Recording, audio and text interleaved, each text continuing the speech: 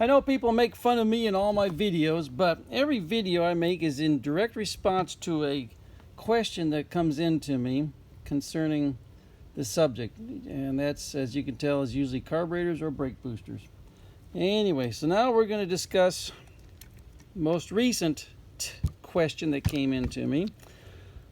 Had a guy send me an iPhone video that he just installed his carburetors, and his throttle lever was about down like this, and he couldn't get it to close like it's supposed to up here by the adjusting screw, and it was stuck down here at this point, and he kept hauling on it and deforming it and deflecting it, and I'm cringing while I'm seeing this.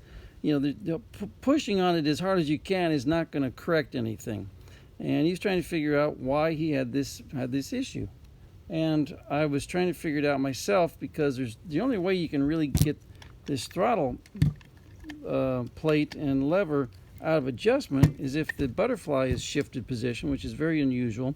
And then I thought, well, maybe the issue is right down here between the two carburetors. So let's start from the beginning.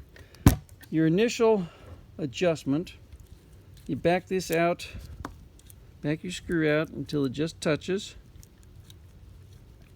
and then you screw it in 1.5 turns. That's your initial adjustment in terms of idle to start the car and to do your final adjusting. So we got half turn, half turn, half turn. That's your initial adjustment right there. Now then, what you want to do is next you want to check to see what this coupling right here is doing with respect to your counterweight right here. And what happens, what you've got here is a very teeny jam screw. Once you undo the jam screw, you can then adjust this up and down. And what had happened evidently was that somebody had screwed this in way too far, and you see what's happening when you screw this in way too far. What's supposed to happen is this is supposed to adjust the clearance right here between this throttle plate, this shaft, and this screw and the first barrel. Now then, if you screw this in too far, get it out of adjustment, watch the throttle plate over here. Get this on camera a little bit better. Okay, so I'm screwing this in too far and put pressure here. There we go. You see? Yeah, let's get this on camera better. Okay, let's start over. Okay, start over. We've got clearance.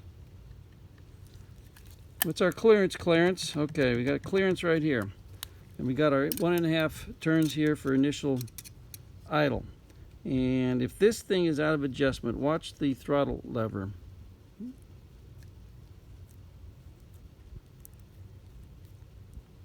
Okay, see what I just did right there?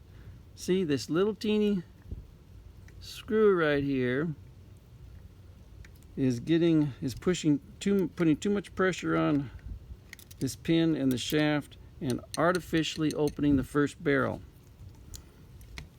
All right, let's review, because obviously this is a hard thing for people to comprehend, and it's a strange. Okay, so see our movement right here. All right, so that's what had happened. Somebody had cranked this thing down so far that he couldn't close the throttle, and no matter how much he pushes on it and deforms it and tries to ruin things, it's not going to work, because this coupling right here was out of adjustment.